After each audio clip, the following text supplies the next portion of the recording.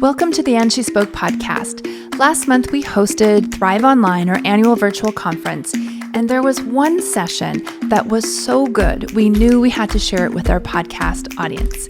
The session was our panel conversation with some powerhouse feminist thinkers and teachers and was called Women, Money, and Power.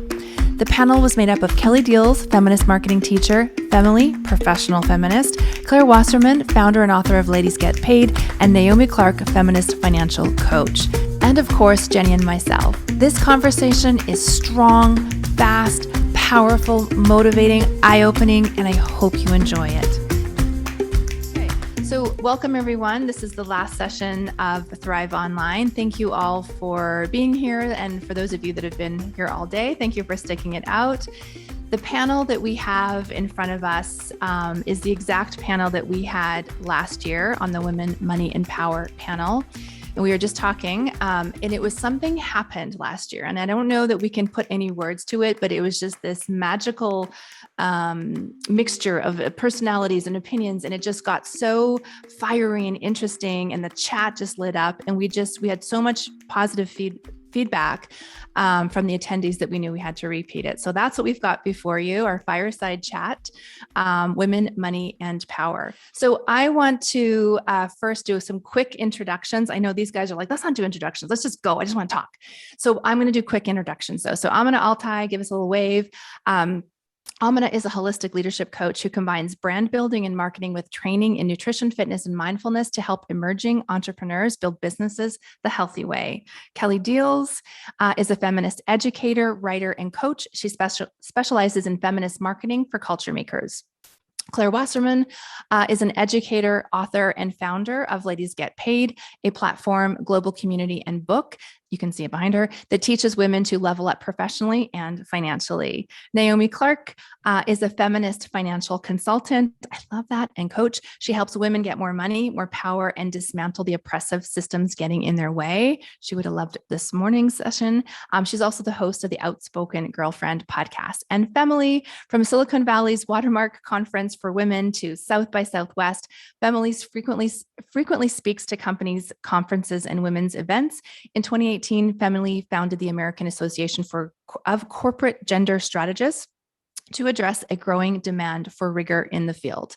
So having said all that, I would just say follow each of these people on Instagram. Their content is fantastic. And we have had all of them on our podcast. So if you want to go deeper into their stories and some conversation with us, you can just look it up on the And She Spoke podcast. Okay, are you guys ready? Ready. All right. Okay. So we're going to just start this out with completing the sentence. I'm just going to check the chat here, make sure we're good. Okay. So let's just start with money is what? What does money mean to you? What does it represent to you? What does it mean? Naomi, you can go first. You know what? This may sound very, ambiguous, but money is what you make it. Money is what you decided to mean, because money doesn't spend itself.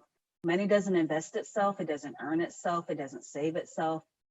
So the decision that you're making in terms of how you're going to use your money as a resource to get something in exchange for that, it's whatever you decided to be and whatever season of life that you're in.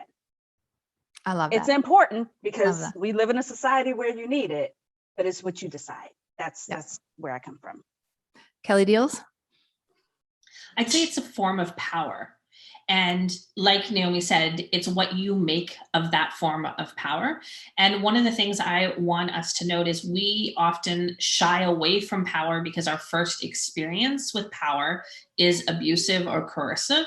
And so sometimes that's one of the reasons we shy away from money too. We associate money with abuses of power or with danger. And I just want us to know that it can be a life-giving force, that it can be stewarded brilliantly, and that we can use it to create equity and to create flourishing. It doesn't always have to be used against us. Emily, I can see your wheels turning. Yes. Exactly what you both said. Like, money is power and freedom if done right. Like, as a queer person, I'm always thinking about how I want to do queer liberation with my money, queer equity, et cetera, and not sort of rainbow capitalism. And yeah, I'll leave it at that. Okay. Amina. I love everything that's been said. Yes, money is what we make it. What I make it is freedom and choice. And for me, like everyone's saying, money isn't about the money. It's what we get to do with it. It's the movements we can contribute to. It's what we can make happen. It's the legacy, all the good stuff. Claire. Man, it kind of sucks to go last. I know, I'm sorry. I was thinking like the person that's going to go last is going to be like, it's ditto. Has been said, yes. Great segue from Amina, because I was going to say freedom. At Ladies Get Paid, we talk about salary negotiation a lot as a way that we can close at least our own individual pay gaps, if not the structural, systemic, right? And I always say that negotiating in some sense is a privilege, because it's really only those who are able and willing to walk away that are the strongest negotiators. How do you do that? You've got savings, okay? You've got multiple revenue streams. You've got another job offer, right? And it really is about money, right? And that's what gives you freedom and choices. So Amina, you said it, but that's my amendment to the end of this. And Jenny, do you want to weigh in on here too? Yeah, I would say I'm right in Kelly's space with this. Like, to me, money is power. And I would say money and tech are the two largest sources of power that we have in our culture right now, which is why that's all I ever want to talk about, are those two things. Awesome. Okay. And as you guys were talking, I think what was so great last year was that it wasn't just like, Femily, Jenny, like just jump in. Let's go from here on. Just like jump in now that we've got that big one out of the way, because you guys were just all, leaping over each other to get in there. So let's just open it up. So let's start with this. When was the last time you had a barrier about what you could earn, and how did you get past it? Who wants to go first? I'll start. Oh, I love it. See, this is what I want. This is exactly what I wanted. Naomi, then Claire. Okay, so I'm going to be a panelist that completely does not answer the question, because, we're talking about jumping in, and we're talking about money, we're talking about power. And one of the things that I talk about in my work is that there is no talking about money and power without talking about oppression. Oppression at the systemic level, oppression at the personal level. Sometimes we think of oppression and we make it so big and it seems so distant, and depending on your individual characteristics, visible and invisible, you may think that you're not affected. Mm-hmm. And as a Black American woman, I can't talk about money and power without talking about being a citizen of the United States, where I'm living on land that was stolen, calling in from the original home and land of the Muskogee Creek Nation, a country that was built not just on stolen land, but the stolen life force of enslaved Africans, where they were considered assets. Human beings were considered assets on a balance sheet. And so when we think about the United States and how quickly this country was able to consolidate power and become a superpower in the world, there is no talking about what's happening today with money and power without acknowledging the culture that we're living within. And so as a Black woman, like, these are the things that I think are very, very important for those of us who have multiple identities that society tries to marginalize, and words matter. So you will hear me very rarely say minorities, because I'm not fucking minor. No one is. You will rarely hear me say marginalized people. We are not marginalized. It's the dominant culture that seeks to marginalize certain people. And so let's put the ownership on the people who are doing the oppressing, and not try to categorize people by the dominant culture that's seeking to steal from them. And so I just want to jump in and talk that piece, because it's how I start my podcast episodes. It's something that I know many of us on this panel talk about as well. And I just want to make sure that when we're talking about money and power, we cannot ignore that some shit has nothing to do with you personally, and has everything to do with the society that we're living within. And when we talk about oppression, you could talk about all the isms: racism, sexism, homophobia, ableism, all of that. But then also that personal oppression. Whenever you feel stifled, whenever someone's trying to gaslight you, whenever you feel like you can't ask a question, whenever you are put into the corner, whether it's in a corporate setting, whether it's in a marriage, these are personal oppressions that are keeping you from showing up as your authentic self. And so I know you had a question, and no, that's okay. No, I think that's perfect to kind of like frame it and go forward from there. So absolutely. Thank you. Thank you, Naomi. Can I build on that? Yeah. That is the system working as it was designed to work, right? That's not an accident. That's not a failure. That is by design. And what I want to note is none of the people in this room on this panel are supposed to have anything by design. I just got chills. By design. And so if we play along by those rules, that's what's going to happen. And that was like a big epiphany that I had when in 2015, I'd had a baby and I was reading all these books about productivity because I was trying to write a book and couldn't figure out why, even though I was on maternity leave, which in Canada is paid, I could not get anything accomplished and I couldn't write a book. Hi, you guys. On cue. Why couldn't you write a book? Why can't I get anything done? Hi, sweetheart. Mommy's teaching right now. Seriously, mommy's teaching.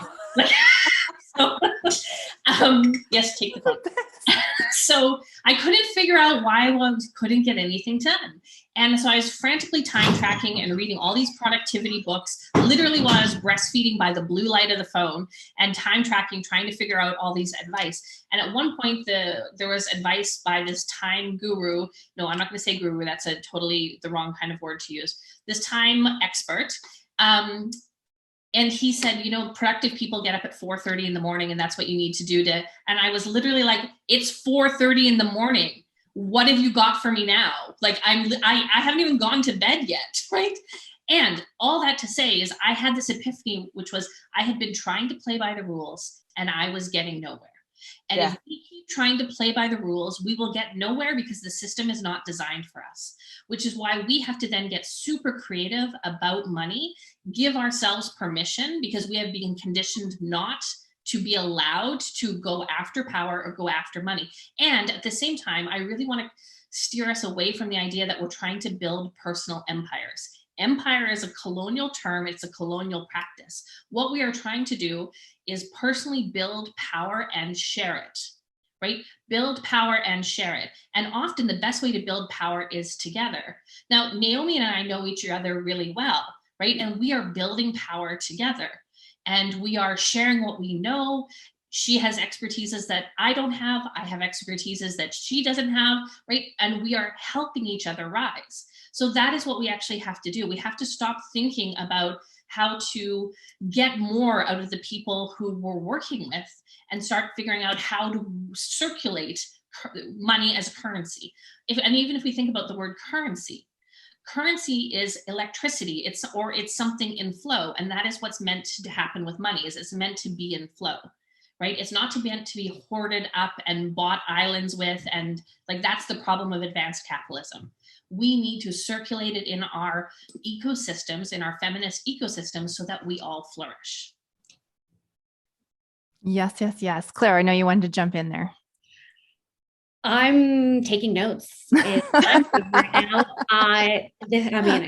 When you asked about in barriers or when was the sort of last time, it's really sort of every day, whether it's, should I spend this, right? Like guilt of, should I get this coffee? Because we've all been told, stop buying coffee, right? Like the small moments. And even if you're not fully feeling it, there's always, or can be, at least for me, this like twinge in the back of my head, right? Some kind of like self-judgment on how I'm spending my money. I would say a really big thing that I have dealt with or grappled with and how I've sort of moved past it or learned to kind of deal with it better is whenever we negotiate with brands for partnerships. This is like a big way how ladies get paid gets paid.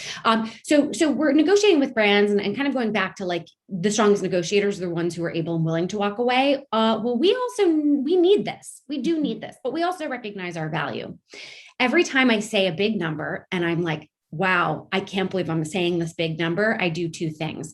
Or I guess one thing, but I think about it in two ways. I think back to a previous time when I negotiated what I thought was a really big amount. And it was at the time.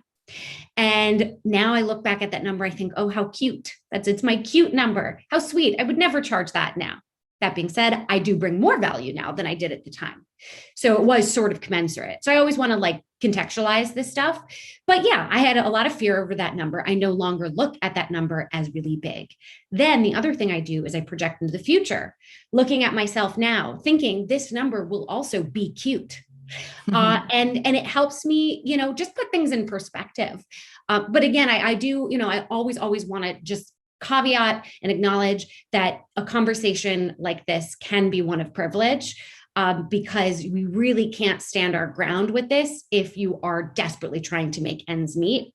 But that, one way is to look in the past and the future and recognize, you know what, I'm okay today. Mm-hmm. Mm-hmm. Yeah, Jenny, I'm just wondering, do you want to just share the 88% thing that we continually are talking about all day? I think it'd be helpful in the context of this panel, and just we can talk about why, I'd love their opinions on why it's only 88%. Yeah, we just went over some statistics this morning in one of our conversations about, sort of the earning capacity of women-founded businesses, and just the fact that 88% of them don't break that six-figure mark, and how for roughly 2/3 of businesses in the United States that are founded by women, that is their primary source of income or their primary source of sustenance. So we tend to put female-founded companies into this category of being like side money or extra, when in fact, those are actually the companies that are paying the bills and supporting families. And so so that's just setting the stage for that. But based on what you just said, Claire, I just can't help but want to bring up something else that came up in the conversation with Sadie Nardini earlier today. And Sandy and I had this conversation with her before we went live, so everyone didn't hear it. But part of what we do, we're squarely within the creator economy. Like, we run a tech company within the creator economy, which is a buzzword, but it's also like this like super growing, like massively funded entity in our culture. And in my research, as I have conversations with venture capitalists all the time, what's come up for me is that the sort of gender disparity and who identifies or who is identified as a creator versus an influencer. So I want to throw that out too, because I think that's another thing that comes up, maybe Claire, based on what you just shared when you're negotiating with brands, that what is happening in this like massively growing giant economy, which we're all a part of, is that women are seen as influencers, and that's like a separate category, and men are seen as creators. And I want to hear, like, how is that playing for each of you? Is that something that you've been hearing or thinking about, or how does that land with you? Ooh, I never thought about it that way. I have a weird relationship with the word influencer. Listen, I think when I think of influencer, I think of somebody who has like a huge Instagram following, who, it's perfectly presented, right? Everything's like well designed, right? And so whenever somebody says I'm an influencer, I'm like, who? Because I have none of those things. Well, I have followers, but they're not in the six-figure followers. And then I realized, actually, does my audience trust me? And if they trust me, okay, then that, I guess, means I have some influence. So I just found it very interesting when you said women tend to be looked at as that way, because that's not how I've seen myself. And I think actually it was Kelly, you mentioned earlier today before we got on, you were like, I'm actually creating content when you were going through your photo shoot. So I think all of us are sort of grappling with having existential crises when you start to put labels on things. But I do wonder, is it that, content creators, because you're creating something of value, whereas influencers are just talking? I'm curious. I don't even know, what's the package associated with that, would you say? Yeah, I think that's one piece of it, or that influencers are influencing buying decisions and purchasing decisions, but that content creators are actually, like, as Kelly would say, culture makers, like creating society, but influencers are impacting decisions, so I think it is like a little bit pejorative. And I think it's just like, it's a brand new conversation that I think is very much related to this conversation. So this is as people building businesses, and as people who have a presence on social media and who are creating, bodies of work, I think it's important how we talk about and identify, in this new economy, and what we're willing to let people call us, I think is important. And I think there's an appropriation aspect here that we shouldn't ignore. So when we think about influencers and content creators, what about all of the Black and brown TikTok creators whom are having their actual intellectual property taken we talk about, just the influential power of Black Americans in terms of trends, in terms of all these other avenues and, things that are starting in communities that have been marginalized. And then somehow once it's noticed by someone in a dominant culture or dominant identity, then it somehow becomes the thing. Then there's value to it. Then there's something that people have to pay attention to. And this thread here is everywhere. When I think about my neighborhood and the gentrification that's occurring, how come me being a Black person living in this house, somehow an appraiser is going to come in and value it less because of the color of my skin and the color of my neighbor's skin? But as soon as we have other folks who have dominant identities coming in, all of a sudden the same land, the same building materials, like the literal same fit, all of a sudden it's worth more. And then the investments come in. And so when I think about just this very interesting topic, because I had not heard this either, I'm always going to go to, okay, who are the people in power that are deciding who is the creator, and when does something become cool? When does something become worth value? When does cornrows on some people look trendy and on other people look ghetto? And so I just wanted to, put that out there, because there, again, these threads around money, power, dominant culture, who are the people that are getting the, the pass on things versus people who are actually being stolen from. And there's no getting around that one. I didn't even want to take the word influencer back. So now it's become a pejorative. What it means now is like pretty women with an aesthetic on Facebook, saying not much of anything. That's what, I'm just going to decode, that's what we're meaning by that, right? But here's the thing. If you actually think about what the word influence means, don't we want to have influence? Influence is power. And when you said, Jenny, influencers do this, whereas content creators shape culture, influencers are shaping culture for sure, but just within the status quo, let's say. Yeah, within a narrow definition. Right, exactly. Culture. But I want to have influence. And so I think, it's not necessarily I want to be branded as an influencer. That's not exactly it's sort of what I oppose, really. But I think it's important to take the word back, influence. That word is important. And the power that comes with the ability to influence other people's decisions. Every single one of us, whether we have 3 followers on Instagram or 3 million followers on Instagram, has influence.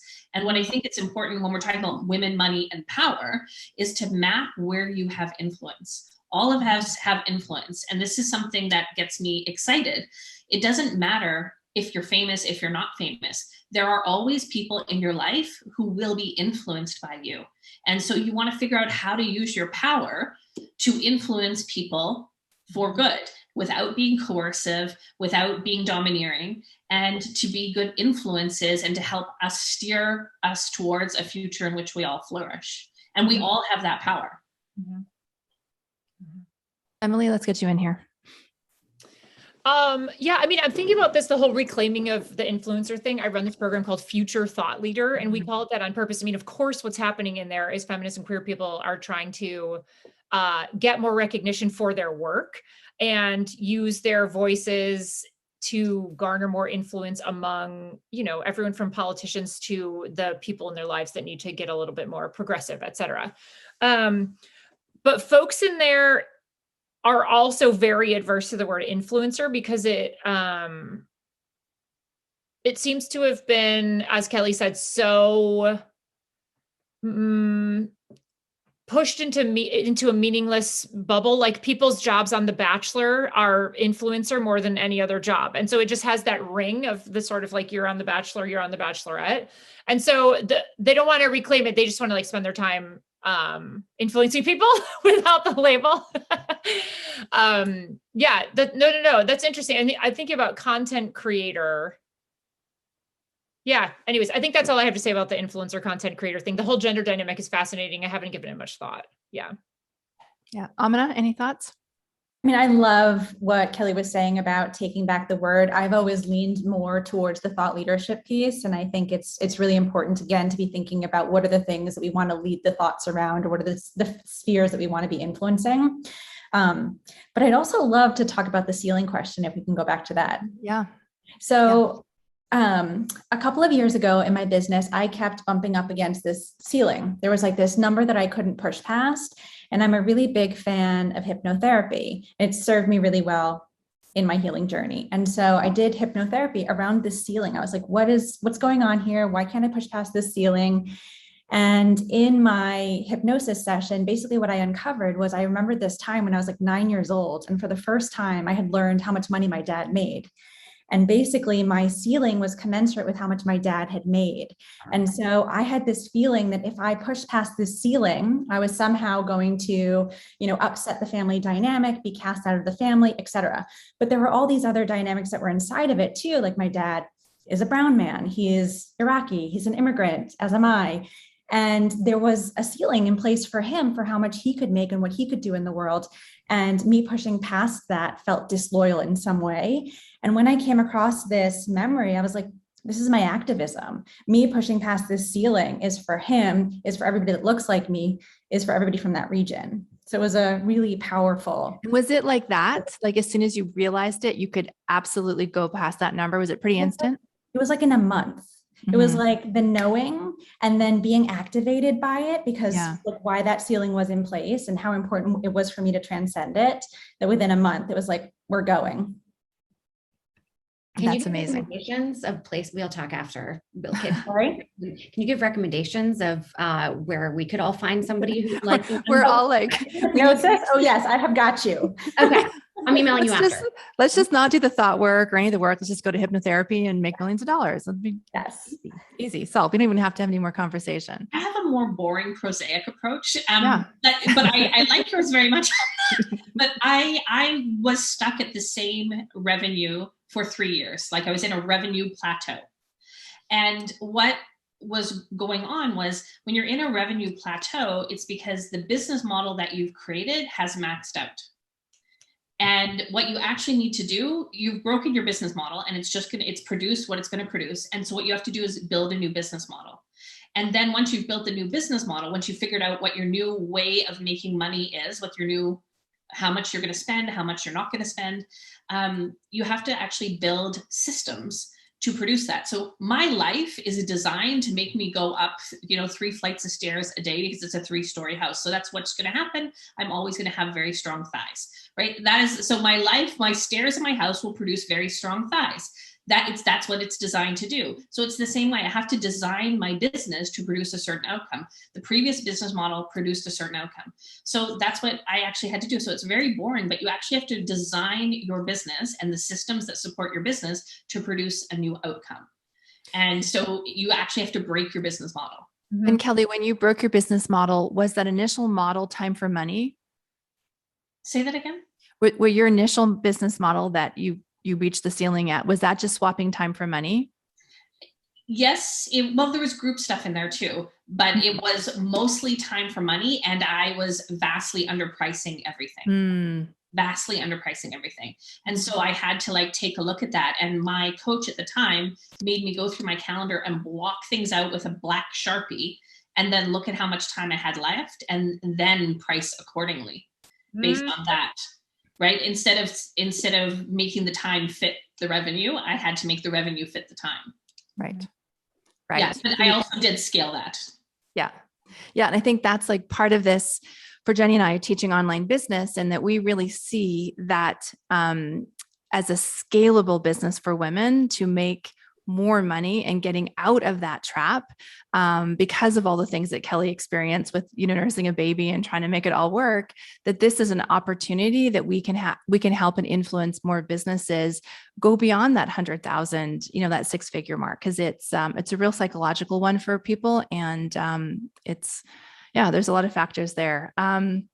Yes, Femily, top right corner, please go ahead. Yeah, I had something to say about that. The 88% that never pass 100K. Yeah. What I have found is that women, thanks to the patriarchy and a whole host of other things, feel bad making money with a business when there are people in need. And so, because everyone that I serve is a feminist and a progressive person, anti-racist person, they're always thinking about people in need, as they should be. But what they're doing is giving away scholarship spots out of the core business earnings that they need for their business, as opposed to I'd help them shift into having what used to be called VIP in the past elitist days, but which is now, you can call it anything else, like a high touch offer, a high cost offer, whatever. Those high cost offers, to be blunt, should be the ones funding your scholarship seats. And so therefore your business model is the stuff in the middle, the regular price offers where you're not biting into that with your scholarships. And so it's a really big shift for a lot of women in the patriarchy and a lot of progressives who are used to focusing only on the scholarship needs and not on their own business needs. So putting the needs of other people first. Remember that from the patriarchy? Yeah. So yeah, I was just gonna say that straight up patriarchy thinking right there that has been pre-programmed. We don't even know we're operating from that belief system when we try to make ourselves available and accessible to everyone. Jenny. Yeah, I just want to critique the nonprofit model here for a second, because I think so many of us come into our business with the idea of massive respect for or association with nonprofits. Me, very much that's part of my lived experience. And when I started to think about how broken that model was, that was also one of the mental shifts that I could make that made it easier for me to build an actual business. Because when I thought about how do nonprofits exist, they're largely funded by very oppressive organizations like family foundations that got money in ways that none of us would feel okay with. And that's subsidized.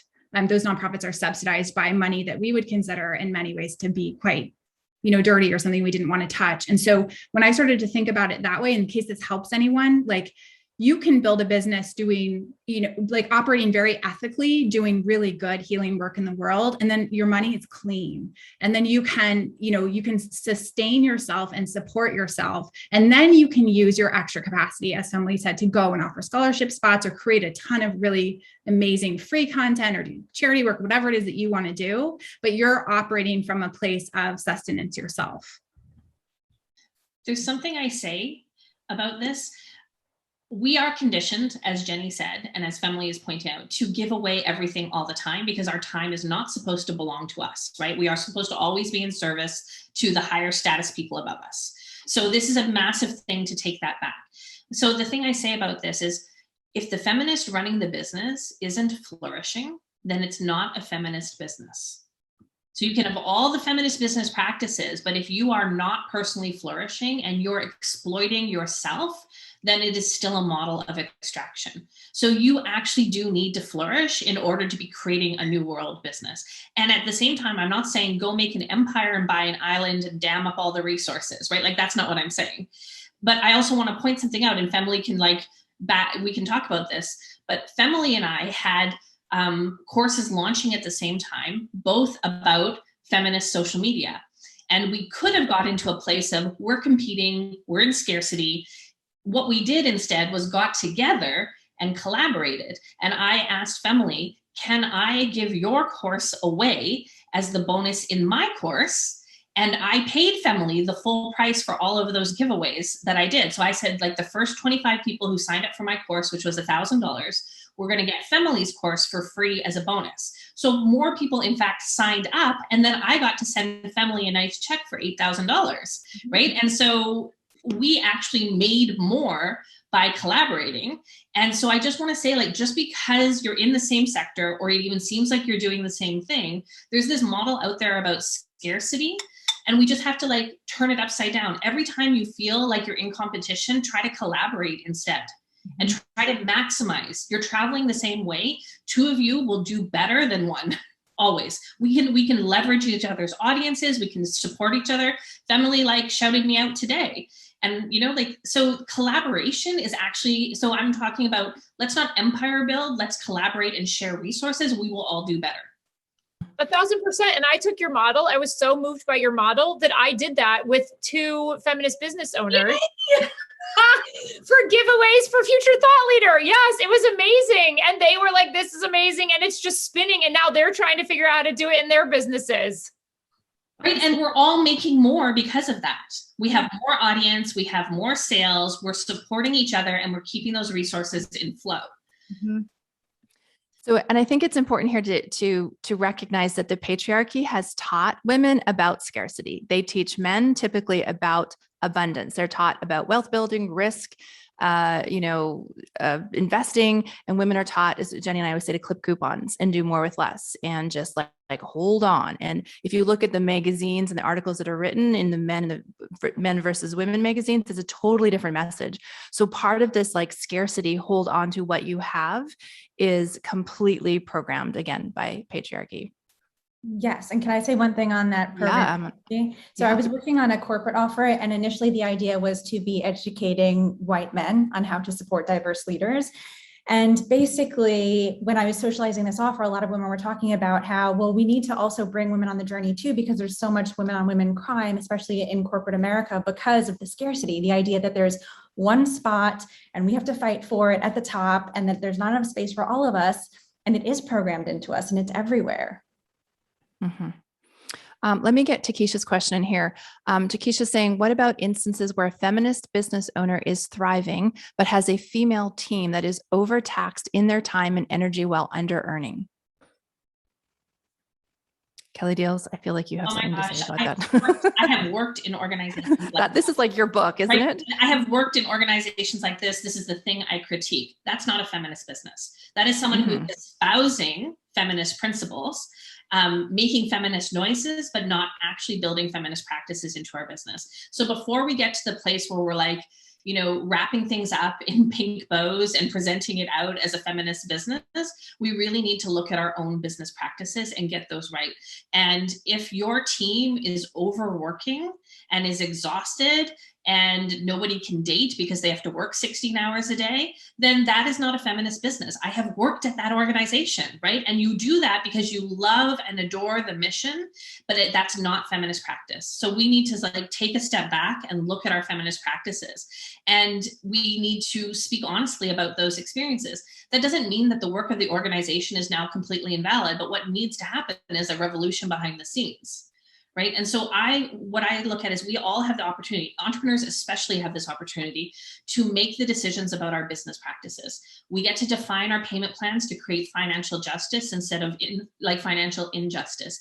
We get to look at our hiring practices and bake inclusion into them. We get to look at our group practices and make sure that we're creating supportive environments for the people with the most intersecting marginalized identities. We get to do that. And nobody can tell us no because we own these businesses. So that's where we start. And then we go and market using feminist language. But we don't start marketing with feminist language if we haven't baked the principles into our business. And quite frankly, bake the principles into how you live your life, not just in your business, but in how you treat people. As a business owner whom also still has a corporate job, working at a level in my corporate job where I am often the only one, gender and racial, and where I work in a highly dominant male field, logistics. I mean, talk about Bob the Builder and a whole bunch of forklifts and trucks everywhere. And so, when I think about corporate, and when I think about entrepreneurial, and where there are some commonalities in terms of just, what's that saying, we're all in the water, so we're all wet. I think there, at least as an entrepreneur, where you have some autonomy in what you decide to do, you also got to look at yourself and do that self-reflection and do that unlearning. And, when we think about 2020, and the great awakening that, some folks had, there's a lot that's still very performative. And so I believe, especially as women who may have some privilege, it's important to look at that and not just focus on the practices in the business, but how are you treating people in your life? Because when you're treating people in your life in a way that has respect, that treats people with dignity, that is going to show up in how you show up in your business too. Yeah, 100%. Thank you, Naomi. I'm just going to go to Nikki. I know Emily answered, but I wouldn't mind a few of the other panelists answering. So what if you try to collaborate with other women business owners and they decline? I've been so resigned about this. 2 different women business owners in the past few months. I don't understand. Anyone? Amina, maybe do you want to take that about, sounds like a little coaching situation there. So, no is something to celebrate as well. I celebrate the yeses and I celebrate the nos. And I think it's really important to not get hooked into the no and make it mean something about ourselves or make it mean something about them. We can say thank you next and move on to people that really do want to collaborate with us. I think I've deeply met codependency in my business. And I think that's part of the conversation there too, of not hanging on to everything to be a yes, because there are people that really do want to work with you. And the sooner you move past the no's, the closer you can get to those people. Mm-hmm. I think there's a pragmatic piece here too, and there isn't much context behind the question, but I think it was Kelly that talked about building feminist ecosystems. And so when you are building your network and you're looking beyond just the people that you know and expanding who you're in relationship with, that may create more opportunities for a yes versus the quote unquote cold call, where you may be asking someone to collaborate. As a podcaster, there are some podcasts that have millions and millions and millions of downloads a week, and some podcasts do not. And so, sometimes there is this reality of what's the value exchange and understanding, what is it that the person you want to collaborate with, what are they looking for? Some folks are looking for something that, depending on where you are in your business, you don't quite have it yet. And that's where I'm gonna, I agree absolutely. Like sometimes the no is just a not right now. But I do think that depending on circumstances and situations, you can get to yes. And there are different strategies, I think, that can be used to create opportunities for more yeses. And get more information, right? Off of that, right? Understanding the value that you bring. Ask why, if you don't mind, just, if the person hasn't told you why, just quickly, like, I'd love to learn more. And also, what are your goals? Could I come back at another time if, now understanding what value you're looking for, and then see if there's patterns, right? If you're getting consistent no's and then you sort of collect more information around it. And this kind of goes, I think, piggybacking off well from what Naomi just said, is the pattern here that you're reaching out to a certain kind of person or group that is not quite right or whatever. But the only way you're going to know that is if you have more information. So don't be afraid to ask why.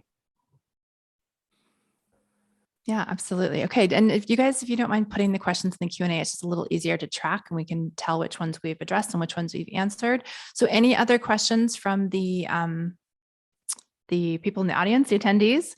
And where else do you guys want to go? We've totally thrown our 5 questions out the window. Can I add something that I talk about a lot? There's power, and I think of power as 2 dynamics. You have external power that can come from positional power. It can come from power from having privilege. It can come from power of being in community, of being resourced in a lot of different ways. It can come from power of your education, of being a Harvard legacy. Like there are all the things that are external. And when they're external, that also means it can be taken away from you. It doesn't mean that it's not important, but what can't be taken away from you is your internal power. Mm-hmm. And I talk about cultivating internal power. And one of the ways you do that is by building your self-trust and practicing self-advocacy. And so everyone on this panel here, and Claire, you reminded me of that piece when you're like, ask the question, ask why. Sometimes we're fearful to get information. Sometimes we may think that someone's going to think we're being too direct. Someone isn't, it's not worth having the quote unquote hard conversation. But when you have self-trust, and I talk about having self-trust as a form of self-care, because if you aren't if you aren't empowered to ask the questions to get the information that you need, no one necessarily is going to do that for you. If you aren't in a place where you can at least speak on what is important to you, and here's the thing, sometimes we're not in that position. Claire talked about sometimes there are people who are not in a position to have negotiating power because you can't afford to lose that income. You can't afford to lose that job security. But here's the thing, when you have that self-trust, you know what? I am in a place right now where I need a year to work on how I can build those options and how I can build other opportunities so that I don't feel like I'm pigeonholed and cornered. And as someone who has over 20 years in corporate, one of my superpowers that has gotten me to where I am is that I spend my privilege in that way at work because I can walk away. And I use my corporate money to fund my business. And Kelly and I talk about this a lot in terms of, it's okay if you are in the phase of your business where it may not be that you can just go all in. And if you really believe in yourself, then you're going to quit that job. And, some of the coaches and some of the messaging, there's like low-key shade in terms of you're not a real entrepreneur unless you're all in. Yes. And that's not the case either. So I know I've gone a lot of different ways here, but I thought it was important to talk about that internal power. And we are all in positions where they're different. The privilege looks different, but we all can keep cultivating that internal power, practicing advocating for yourself and advocacy for yourself. Mm-hmm. The feeling of that is when you've said what you needed to say, when you feel like you've gotten the information that you need to have to make a smart decision for yourself, or if you're in a position where maybe it's not safe to advocate outwardly, having that self-honesty and say, you know what, I'm going to protect myself. Safety is important because without safety, how can we be in this world and make some of the decisions that we want to make? So this money that we talk about in terms of power, in terms of freedom, it also provides safety. Mm-hmm. And so being okay with the phase of life that you're in and the season of life that you're in, and always being willing to be honest with yourself. And sometimes it takes help, and that's okay.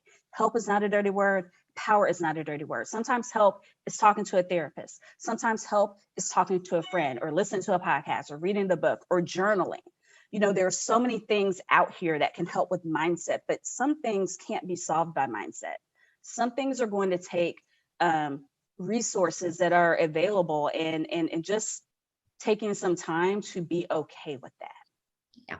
One other thing that I was going to just mention is I think a fear that many of us have in asking questions is we're worried about the answer, that it would be a rejection of us, right? So if I ask for more and I'm told no, we think, well, what does that say about me? And this is a theme we sort of touched on earlier, but looking at our work and our, the money we make as an indictment on who we are and how much we're worth, right? So like network, your net worth does not equal you all know the end of it, right? Mm-hmm. Your self-worth does not equal your net worth. But that's really tough for a lot of us, especially if you love what you do, right? Like you are your work sometimes-ish, but then the problem is if you ask for more and you are told no, if you haven't built that solid foundation of true and deep belief in yourself, then you will always, you'll just go this way and that way based on how somebody else treats you. Again, really hard life, ongoing work that you have to do, but just know that there are so many factors out of your control that it's best to focus on the things that you do have agency over, right? So when I ask for more, there's reasons they might say no that have nothing to do with me. So what I'm going to focus on is being proud that I asked, or what can I learn about this experience? How can I take this information and make it work for me? Right. So I always say, there's a lot of things within that, but just acknowledge what you cannot control and let that go. And really, people are more focused on themselves than you. So even if what they say feels like a rejection of you personally, it usually really isn't. This says more about them and the circumstances that they're dealing with. Mm-hmm. Jenny? Yeah, I had a question for the panelists that I wanted to ask. So all of you are doing movement building work, and I'm curious, like, why do that work through a business? Like, why did you choose a business as the vehicle to do that work? Or did that work find you after you started your business? Does anyone want to share their story about that or how they think of that? Yeah, Claire, I'm really curious. Yeah. So I long story short, I'd had a really sexist experience happen to me in 2013, 2014, that just started the awakening, which now I've come to realize is actually a term, a feminist term, where I realized, wow, I had thought that workplaces were a meritocracy, and also what a privilege to believe that. And started to research the wage gap. Didn't really know what that was. In my defense, 2014, we weren't really talking about this stuff certainly as much as we are now. And I'm uncovering these statistics that just keep getting worse and worse around women and work and money. Get overwhelmed, I get depressed, because the thinking is, well, as an individual, what can I possibly do to combat something that big? And the aha moment, and then this is what led to the business part, the aha moment was when a friend of mine came to me and said, I just discovered that I am charging so much less than my male counterparts. She was a freelance art director. And for her, it was two things. It was, I don't know what to charge. Okay. So lack of information. And number two, did she believe she was worthy of asking for more, right? The psychological component. Now I'm going to do the really, really short story, but it was starting to host events that I realized a way that you could begin to sort of close the wage gap or all of these gaps is, let me make sure that I am at least advocating for myself. The next step is, how can I advocate for the women at my workplace? And then it's, what are policies and organizations that work to support those policies that can help women in the workplace? And I'm not going to be able to do this if I don't make money. And plus, that's not really living my mission. Although ironically, I actually do struggle with charging for more. I'm very much but I want to be inclusive. So then I get paid the least. So it's always still a conversation of how you grow as a business while also still making it affordable for everybody. But the point was it just, I want to be wealthy. How about that? Mm-hmm. Can you do well and do good? I'd like to believe so. And the only way to preach it is to live it. Mm-hmm. You just need hypnotherapy. It solves everything. Really, seriously, I am going to follow up about that. I know. Me too. Femily, what order did it happen for you? So mine is about, I help tech companies not be so sexist and racist. And so sometimes I do have days when it's going really badly and I'm just talking to boneheads who won't move forward. I'm like, why am I even helping companies? Like, they're just going to, like, tech is evil. Like, I go back and forth, right? Mostly I'm like, tech is the place where money is happening. The first so many employees who work in the companies, they become so rich, and it's usually just white dudes. And fuck that. I want it to be women, people of all colors, queer people, etc. So that's why I'm trying to shoehorn all different kinds of people into tech and make tech a place where, underrepresented people can, like, shine for a few years and then get rich, so that they can then have that opportunity and power and freedom, because it's the vehicle. Do I think businesses are the best structure for a society? That's a different conversation. But do I think they are the structure for this society in this moment? Yes. And I think it's mostly tech. And I also live in Silicon Valley, so that's where we are. So I think it was the business first. Yeah. Amina, do you want to weigh in? I would love to. So I started my career in corporate America, and I worked at Cartier, and I got to work on their Women's Initiative Awards, which is this contest that provides funding for women-run businesses. And getting to work on that project just, like, blew everything open for me. And I was like, okay, I want to do this full time. So I co-founded a marketing agency where I was working with emerging female entrepreneurs. But while I was doing that, I was diagnosed with 2 chronic illnesses. And so first, I was there for the women, and I was like, I want to grow these businesses because they don't have opportunities in the way that others do. And then I got these 2 diagnoses, and I couldn't run the business the way that I was running the business. So I went back to corporate America because insurance and better insurance. But what I realized then and there was that in that structure, in that sort of capitalistic machine, we kind of ask people to, like, instrumentalize our bodies, to, like, really squeeze them dry of the resources that they have. And it wasn't possible for me with chronic illness.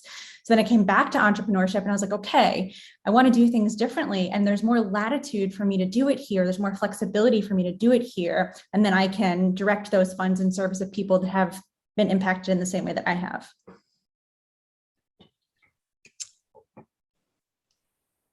Kelly? I think that I snapped. So like repeatedly, I probably had several snapping moments, but I had my own business for several years, and I felt like I was not getting the traction that I wanted. And I was getting so sick of having to perform like a version of myself, like the smiley, happy version of myself. And I just couldn't sustain it. And so what would happen was I'd do all these marketing initiatives. I'd be visible on social media. I'd be publishing my blog posts and sending my newsletters and performing the character for 3 months. And then I'd be utterly exhausted, because to sustain a character takes a lot of energy. And I felt like you had to show up in a sheath dress and like perfectly waved hair and a smile. And I just honestly couldn't do it. And I felt like I was having to swallow my feminist principles and do business the way I was learning how to do it in all these marketing training programs that were hosted by women entrepreneurs. And I was having to swallow my own feminist ethics to implement those marketing systems. So I could never really get traction, because I couldn't do it wholeheartedly, nor could I sustain the character. And so I just snapped and I was like, I can't do this anymore. And I went back to the corporate world and I worked there, and I was so happy. I was working in a B2B environment. I was selling tech. All I had to do was reduce risk for the buyers of these $1 million packages. I did not have to perform a character. Like, it was such a relief. And then I had baby number 5. And I couldn't sustain the corporate world anymore, because I had 5 daycares and I had to be home at a certain time where I'm paying $10 a minute, and I just wasn't going to advance in my career. So I was like at a crossroads where I was going to go nowhere in the corporate world. So I was like, okay, I have to restart my business. So I restarted my business, but I'd been away for about maybe 2-3 years. And I came back and I suddenly saw the women's entrepreneurship space totally differently. And I had snapped before, but now I couldn't stomach it. And now I saw this thing called the female lifestyle empowerment brand that's what I call it anyways. And I was like, the character. And not only is it just the character that you have to perform, it's white supremacy, it's ableism, it's homophobia, it's heteronormativity, it's all of these things. We're having to perform privilege in order to show people that we are bosses. And that's why people buy from us. They're buying our privilege instead of our actual expertise. And I couldn't stomach it. And I started writing about it. And I started writing about it knowing that I was blowing up my business. I started writing about it. I'm like, oh, everybody's going to hate me. And I put my first piece out about it, about telling the truth about what are we actually selling when we're showing up like this. And it got like 20,000 views in a week. And I was getting trashed in all these famous Facebook groups. And in fact, my business did better than ever before. So for me, it was just like, I literally couldn't swallow my principles anymore and not tell the truth, nor could I play by those rules anymore, because like I said, those rules aren't going to get us nowhere. And I was just like, let me just tell the truth. And I honestly thought that my business was going to die. And indeed, I lost half my list in the space of 2 weeks, half my list that I had spent 5 years building. Half of it was gone in the space of 2 weeks. And everyone else who joined thereafter took me over that 7 figures in less than less than 8 months, 9 months. So what I learned about that is telling the truth and relying on your actual beliefs and acting in line with them is your best marketing fuel. And so you can be movement oriented, not mission, that's a terrible word, colonial word, but like you can be vision oriented and principled, and that can be the fuel. And you can be contributing to a future in which you all flourish while also flourishing right now yourself, not just in some hypothetical future. And that's the sweet spot I want us all to be in. Yes, thank you for sharing that. And it's so interesting. So for all of you who are worried about changing memberships, we were talking earlier about memberships and like combining things and like fear of loss. Like, look at just remember Kelly's story, because that is fabulous. Let's hear from you, Naomi. So mine is a little bit different. I have over 20 years in corporate, and I was given a formula for success because as parents who grew up as baby boomers under Jim Crow, as Black Americans, it was go to college, get a good job, go to college, get good grades, get a good job, buy a house, take vacations, pay your bills, you'll have a happy life. And what was unsaid but expected was also get married and have kids. And so I followed that quote unquote formula for success. And yet in my early 30s, I found myself miserable. And I'll never forget this. I was in the parking lot at my job and I called my husband and I was just crying. And I left the house fine. And I'm calling him crying 45 minutes later. And I was like, I don't like my life. I have no friends. I have no one to talk to. I can't be myself. There's too much. Like, it was just a complete, and utter fracturing of this formula that I was told would work. And so for me, it started with getting back to, like, what do I fucking like to do? Like, I was just good at studying and passing tests. Like, I could not tell you what I necessarily liked. And so it was a few years of that rediscovery. And through that rediscovery, learning, wait a minute, there's a whole bunch of conditioning that I'm living and I'm making decisions within. And so as I worked on myself, my number one goal, my whole adult life, was lose weight. And so working on myself was working to lose weight for years and years and years. And so as I started to identify and recognize all these villains and minions that were hijacking, what I thought of myself and what I could do, I would say I'm very fortunate in that through self-development, with the background in finance, with my degree in finance, and always being attracted to money and money management, and helping people who come from backgrounds where they're not used to having people talk to them about investing. Their parents, maybe they were the first generation or second generation to go to college. And so kind of discovering that, and then being very fortunate to come into communities with people like here on this panel, where all the BS, like some of the online business stuff coming from corporate, I was like, what is this marketing? Like what, like some of the things that was happening, it was just odd.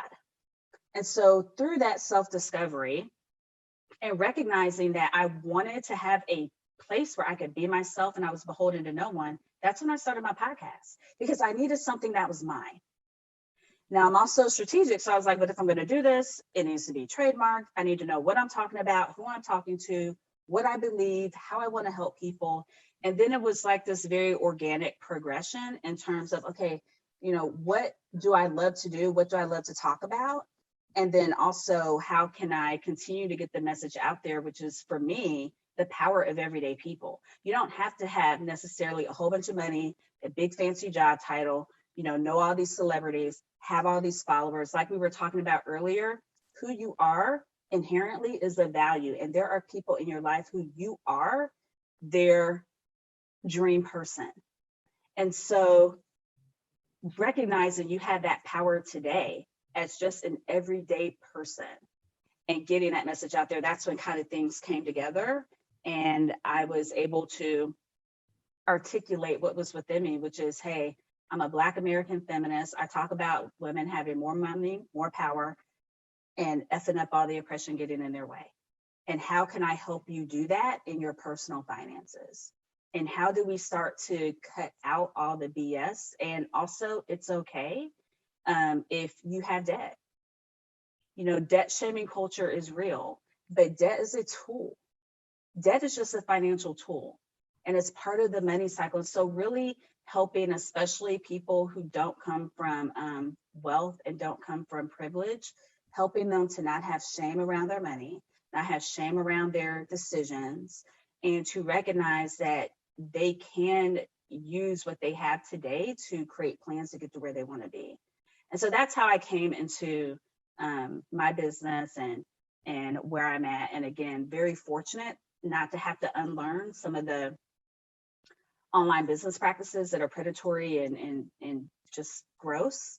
And so I think I'm very lucky to be starting when I feel like Kelly says, flourishing myself and staying true to what I believe, and then being okay with having my corporate job create the spaciousness and the stability so that I can build my business in a way that allows me to have my life and do things that are important for me and show up in ways that I hope are helping people who listen to me follow me at work. I love it. I love it. I love it. I love that we also ended with all the stories at the end. So that's quite fitting.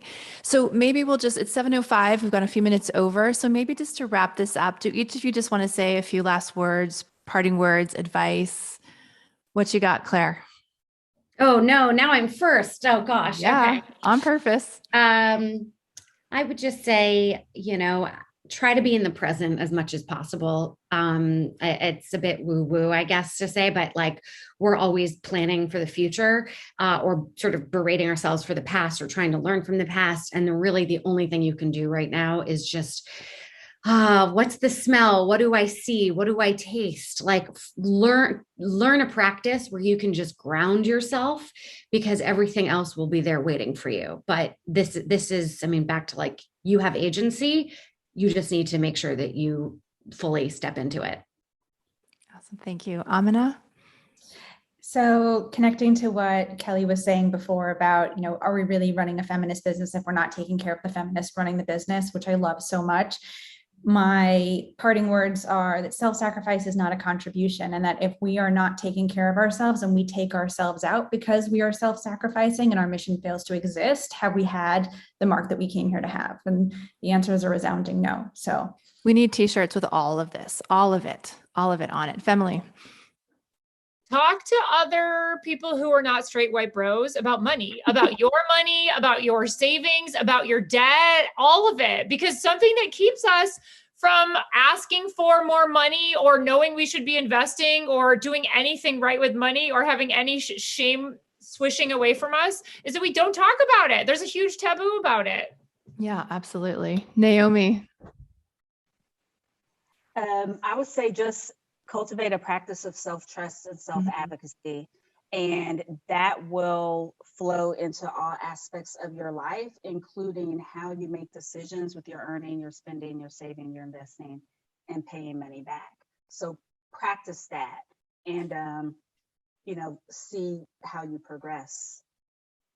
I love it. Kelly, last word to you. I trust you with money. Yes.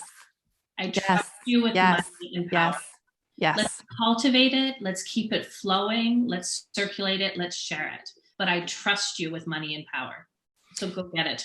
So I'm going to use that as a segue. Tomorrow morning, we are talking about pricing in the patriarchy. That is one of my points to like work into. I trust myself with money. And so to get your invite, just apply to Inner Circle. Autumn just put the link in the chat there, thriveonlineconference.com/apply. So that wraps it up. Jenny, do you want to have some last words as well? I just want to thank all of our panelists and all of our guests today for such an incredible time, an incredible experience. And I hope that you just get out your journal and, pour a cup of tea before you go to bed and just try to remember, this conversation, because you'll want to come back to it later. I know from the experience last time that I really I valued that experience. So thank you all for joining us. It means a lot to Sandy and I both that you are all here today. Next year? Can we book again next year? 1 year? Yes. All right. Yeah. And an open invitation to all of our panelists to please come back on our podcast. I think we need to run two on the podcast. So, okay, my friends, thank you all. Really, truly, it was amazing. And it's such an honor to spend this hour with you. So thank you to all the attendees for joining us throughout the sessions. All the replays are there if you need them. And with that, we'll wrap it up. And a few of you will see you tomorrow morning. And otherwise, we'll chat with you on social and be out there on the internet. Thanks, everyone. Bye. Good night.